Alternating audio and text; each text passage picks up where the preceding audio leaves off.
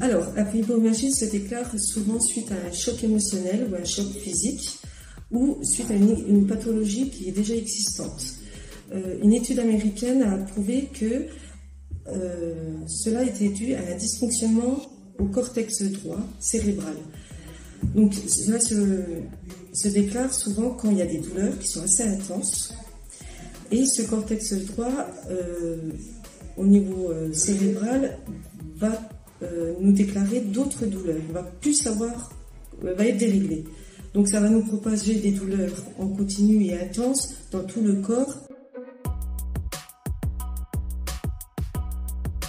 Donc au niveau des symptômes que la plupart des personnes souffrant de fibromyalgie ressentent, ça va être surtout des douleurs diffuses, une fatigue chronique, une hyper ou une hyposensibilité au niveau des 5 sens, la vision trouble, les yeux secs, ça peut s'accompagner de dépression.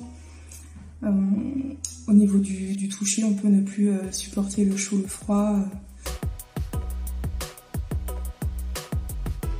L'impact, c'est que on ne peut rien prévoir dans la vie de tous les jours.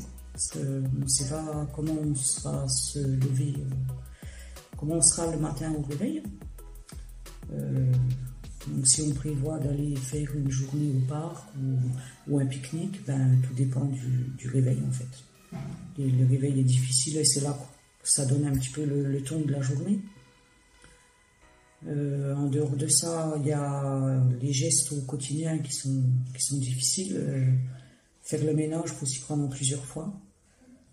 On ne peut pas faire, la plupart, on n'arrive pas à faire et l'aspirateur et le récurage dans la même journée.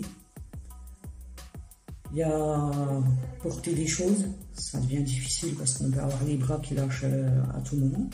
Donc quand on a des petits-enfants ou des enfants en bas âge, ça peut être difficile, il vaut mieux rester assis dans un cas comme ça. Avec la fibromyalgie, l'acceptation de la maladie est la première étape primordiale afin de pouvoir se reconstruire. La fibromyalgie est une maladie très peu reconnue. J'ai eu beaucoup de mal à me faire reconnaître handicapée par la MDPH. Mais à force de persévérance et de courage, j'ai réussi à obtenir la reconnaissance en tant que travailleur handicapé, qui me permet de travailler dans une entreprise adaptée, et la carte de mobilité et inclusion, qui me permet de passer en priorité dans les caisses, dans les files d'attente, et de bénéficier d'un poste assis dans les transports en commun. Je me suis fait aider par le centre antidouleur, qui est vraiment un soutien très important.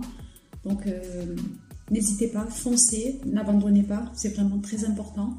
Cette maladie doit être connue.